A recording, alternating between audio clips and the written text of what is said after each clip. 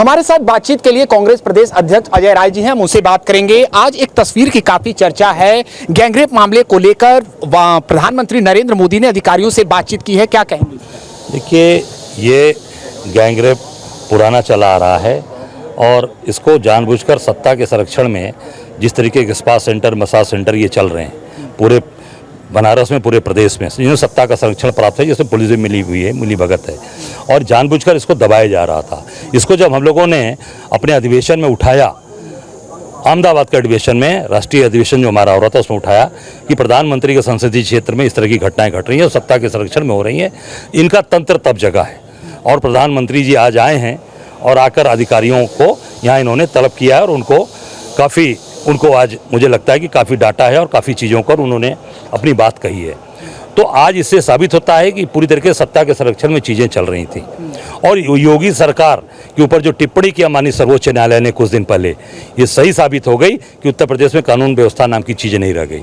आज वो प्रधानमंत्री जी अपने संसदीय क्षेत्र में खुद समीक्षा कर रहे हैं, खुद आज इंटरव्यू कर रहे हैं। ये काम तो मुख्यमंत्री का था, प्रदेश में सरकार इनकी है, कानून व्यवस्था इनके हाथ में है, तो कानून व्यवस्था ध्वस्त हो चुकी है। तो प्रधानमंत्री जी को आज उसमें हस्तक्षेप करना पड़ा। और आज 23 लोगों ने आज बच्ची के साथ जो रेप किया है, निश्चित तौर से ये बनारस के माथे पर कलंक लगा है और इस पर निश्चित तौर से प्रभावी कार्रवाई होनी चाहिए, क्योंकि सत्ता के संरक्षण में उनको बचाया जा रहा था। ऐसे ही ये घटना कुछ महीने पहले बीएचयू के अंदर हुई थी, जिसमें 3 ये भाजपा के नेता, जो 3 नेता जेल में बंद क्या थे, केवल इनको जेल के अंदर सुविधाएं दी गई थी, आज ये छूट कर आप देख सकते हैं आ गए हैं। और जो मोदी जी के साथ ही फोटो है, योगी जी के साथ ही फोटो है, और ये तीनों एक आईटी की बिटिया के साथ रेप किए, कोई कार्रवाई नहीं हुई। क्या इनके घर पे बुलडोजर चला?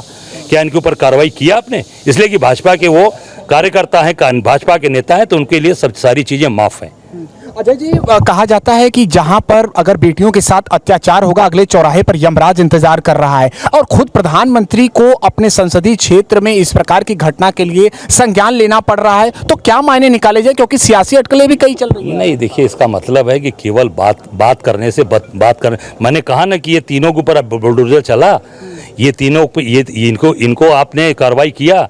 जो यमराज आप कह रहे थे चौराहे पे, इनके लिए कहाँ गए यमराज? आए नहीं आए, क्योंकि भाजपा के लोग हैं। तो उसी तरीके से जो आज सत्ता के संरक्षण में स्पा सेंटर और मसाज सेंटर चल रहे हैं बनारस और पूरे प्रदेश में, तो उनको बचाया जा रहा है। उसमें पुलिस की मिली भगत है, पूरी तरीके से उसको बचाया जा रहा है। तो ये साबित हो गया कि केवल और केवल योगी जी केवल मुंह के बड़े नेता हैं और केवल फर्जी इनकाउंटर और फर्जी चीज़ें कराते हैं। जहाँ सत्ता का आती है बात, वहाँ उसको दबाने का काम करते हैं। और ये प्रधानमंत्री जी आज उसमें हस्तक्षेप करके साबित कर देते हैं कि उत्तर प्रदेश की सरकार फेल हो चुकी है, पूरी तरीके से कानून व्यवस्था ध्वस्त है। क्या बीजेपी का जो शीर्ष कमान है वो संतुष्ट नहीं नजर आ रहा है? क्या संतुष्ट है? अगर संतुष्ट रहता तो आज कमिश्नर पुलिस को, कमिश्नर एडमिनिस्ट्रेशन को, डीएम को बुला के मोदी जी बात करते, तब तो पहले से कार्रवाई हो गई होती ना। इसका ये साबित होता है कि पूरी तरीके से खुद स्वयं मोदी जी इस उत्तर प्रदेश की सरकार की कानून व्यवस्था से संतुष्ट नहीं हैं। अंतिम सवाल, क्या बुलडोजर उन आरोपियों के घर पर चलेगा, आपको लगता है? अरे भाई, जब इन तीनों पर चला, ये बीएचयू में जिन बच्ची के रेप किया, इनके ऊपर फूल माले बरसाए गए, मालूम है आपको? जब ये छूटे तो भाजपा के नेताओं ने इनको फूल माला बरसा के और ढोल नगाड़े बजाकर इनको अपने घर ले गए थे। तो इनके ऊपर नहीं हुआ। ये देख सकते हैं, ये तीनों के ऊपर बुलडोजर नहीं चला। तो मैं समझता हूं कि इसी आप देख सकते हैं आगे क्या है। पर ऐसी कलंकित कार्रवाई है, निश्चित तौर से कठोर कठोर कार्रवाई होनी चाहिए और सरकार को इस पर कड़ा एक्शन लेना चाहिए। अंतिम सवाल, 26/11 के मास्टरमाइंड तहव्वुर राणा के मामले में बीजेपी कह रही है कि ये हमारी कूटनीतिक जीत है और कुछ लोग ऐसे थे जो बिरयानी खिलाते थे आतंकियों। फांसी किसने दिया? आतंकवादी कसाब को फांसी किस अवधि लग गया? कसाब को फांसी किस सरकार में दी गई थी? ये पूछो भाजपा मोदी से और भाजपा के लोगों से। कसाब को किसने टांगा था? कांग्रेस ने टांगा था। कांग्रेस आतंकवादियों के साथ, भारतीय जनता पार्टी रहती है। बिरयानी कौन खिलाया था? बिरयानी कौन खिलाया था? जो जहाज से यहाँ से लेकर गए थे अटल बिहारी वाजपेयी के समय में, इनके विदेश मंत्री कंधार, उस जहाज के अंदर बिरयानी किसने खिलाई थी? जसवंत सिंह, अटल बिहारी वाजपेयी के कैबिनेट मिनिस्टर थे, विदेश मंत्री, और ये अजीत डोभाल, इन्होंने बिरयानी खिलाते हुए कंधार लेकर गए थे।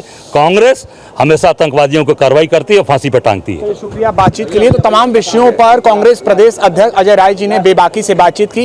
एबीपी न्यूज के लिए वाराणसी से Nishant Chaturvedi. For exclusive and insightful videos, subscribe to our new channel ABP Live Premium. For exclusive and insightful videos, subscribe to our new channel ABP Live Premium.